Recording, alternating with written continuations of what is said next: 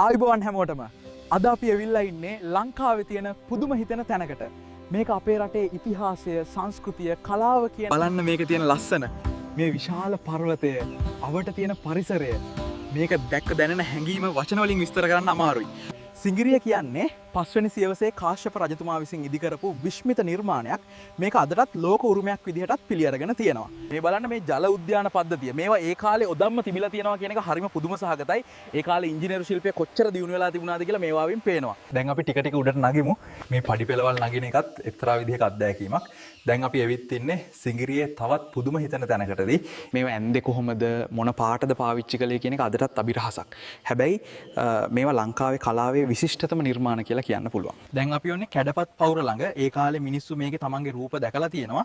ඒ විතරක් නෙවෙයි මේ පවුරේ ලිපිත් තියෙනවා. ඒවා සිංගිරි ගී කියලා තමයි හඳුන්වන්නේ. මේවා කියවද්දී ඒ කාලේ මිනිස්සුන්ගේ හැඟීම් සිතුවිලි කොහොමද තිබුණේ කියලා අපිට තේරෙනවා.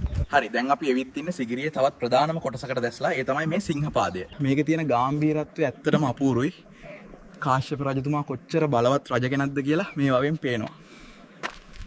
අනේ දෙවියනේ. අන්තිමට අපි ආවා. මේක තමයි සිගිරිය මුදුන. මෙතන තමයි රජතුමාගේ මාලිගාව තිබිලා තියෙන්නේ. බලන්න මේකේ තියෙන දර්ශනේ. විශ්මයජනකයි නේද? මේ බලන්න වටේට තියෙන ලස්සන. මුළු පරිසරයම එකපාරටම පේනවා.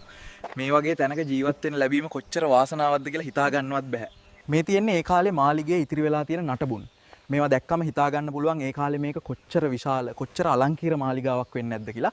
ඔතින් යාළුවනේ, මේ තමයි සිගිරිය ගැන මගේ පොඩි විස්තරය. ඔයාලටත් කවදා හරි මේ වගේ තැනකට එවිත් මේ අත්දැකීම විඳින්න ලැබෙන්න කියලා මම ප්‍රාර්ථනා කරනවා. මම ආමිල ආයෙත් දවල්ක තවත් ලස්සන තැනකින් හමු වෙමු.